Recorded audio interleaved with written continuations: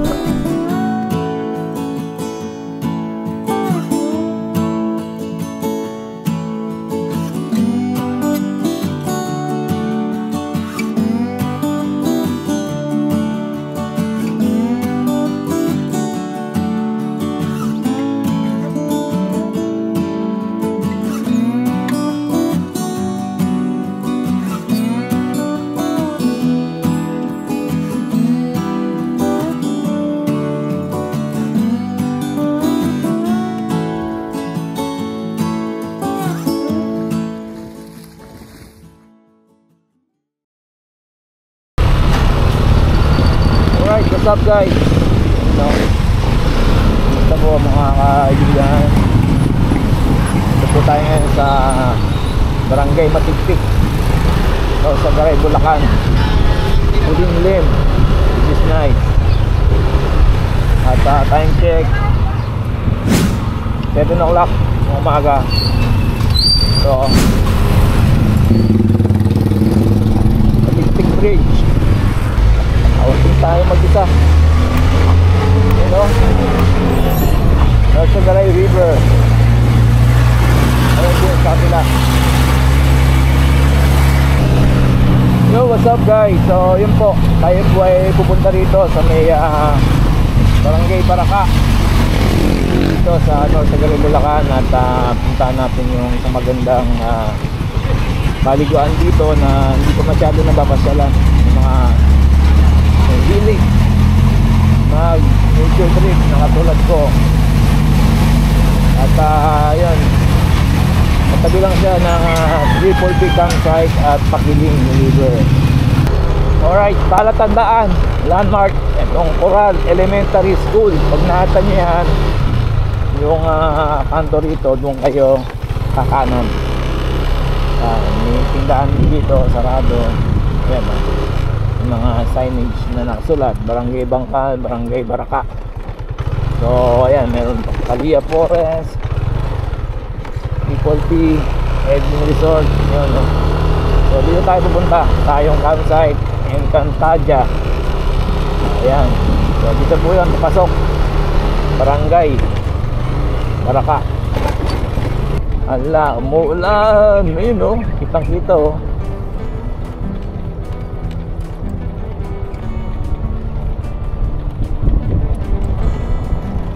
Alright, umuulan na po sa apartment. So we'll see.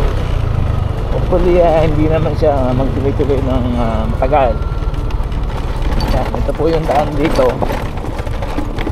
off-road and off-road and simentado.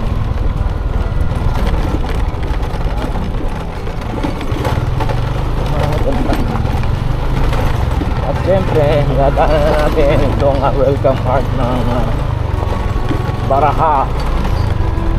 Welcome to Baraca. Yun.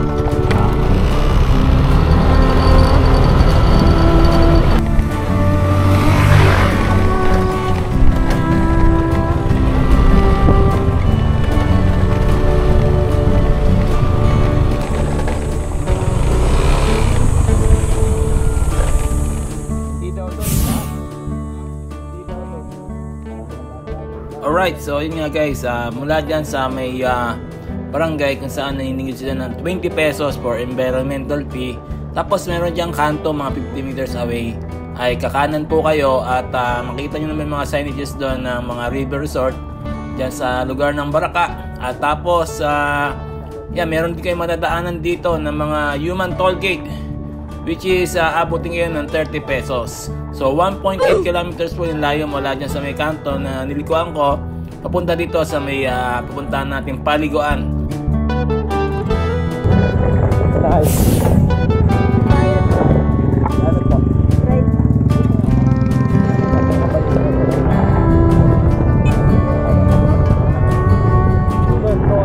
So ayun nga, 30 pesos na yung binayaran natin kanina doon sa unang human toll gate, which is good naman kasi pinagsama-sama na nila yung mga human toll gate dito. So isang bayaran na lang. So dapat wala nang maniningil sa atin papunta dito sa ating paliliguan na lugar ni Kapitan Adong. Yan o, katabi siya ng Triple P campsite. Walang entrance doon. Yun lang binayaran natin, total 50 pesos. Yan, kung kakaliwa kayo papunta dyan sa may ayun, Pakiling, yung Camp Walking Riverside, wala din bayad dyan. At yan, dahil pala oh. Dito tayo sa kanan.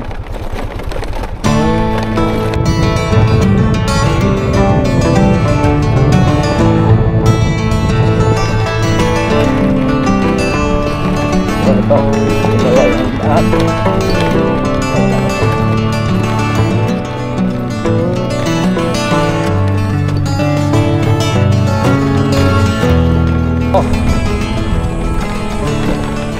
Sa kanan, Triple P sa kaliwa. Happy Farm pala tawag yun, Riverview. Happy Farm pala ang pangalan niya. Okay, Camp Adong, yan, Happy Farm, Riverview campsite. Ayun, let's go.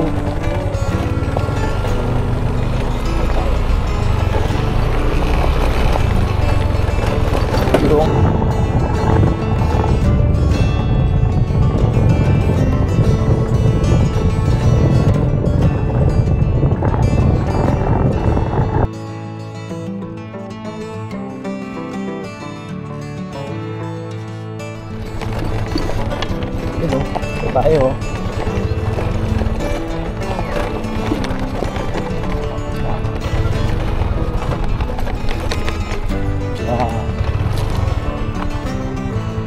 Ayos. So doon natin yung lugar. Nice.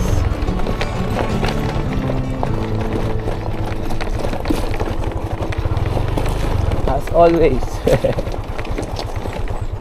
Happy Farm. Wow. Ganda.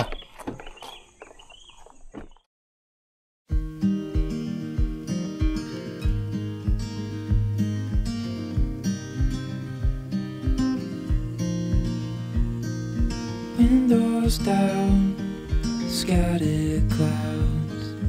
Alright. Sana naman bagong paliguan natin natagpuan dito sa may Norsagaray, Bulacan. Yun no, solid natin yung place. At ang linaw ng tubig, grabe oh. Sarap magtimpasyo dyan oh. Although medyo may kalaliman siya at walang tao. So doon sa signage, ang pangalan niya ay Happy Farm Riverview Campsite. So pagmamayari daw to ni Kapitan Adong. At based dun sa mga barangay tanod na ating napagtanungan. So solo natin dito sa lugar na to. Grabe, linaw at talagang malinis. Yan no.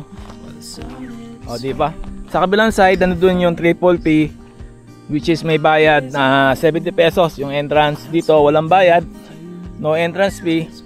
At weekdays kasi tayo pumunta kaya walang tao, pero for sure pag weekends tulad bukas ay maraming tao pumapasyal dito.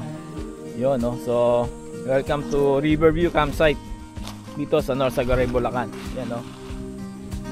Ayos, panalo.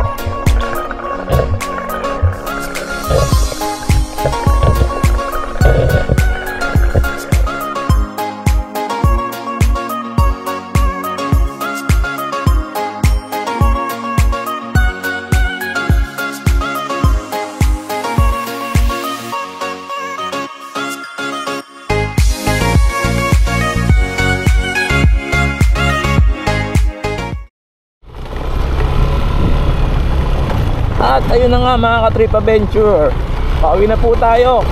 Sobrang solid din yung ating napunta na yon. 50 pesos lang yung magagastos overall na inyong babayaran mula sa environmental fee hanggang sa mga private access or human toll gate na pinagsama-sama na nila, 30 pesos.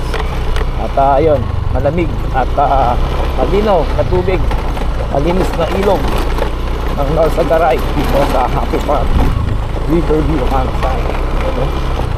Ayos, pauwi na tayo. Hopefully nagustuhan niyo po atin na namang magandang solid na nature trip dito lang sa Bulacan. At God bless us all. Peace. Yun, naliligo pa sila doon sa 340. Yeah.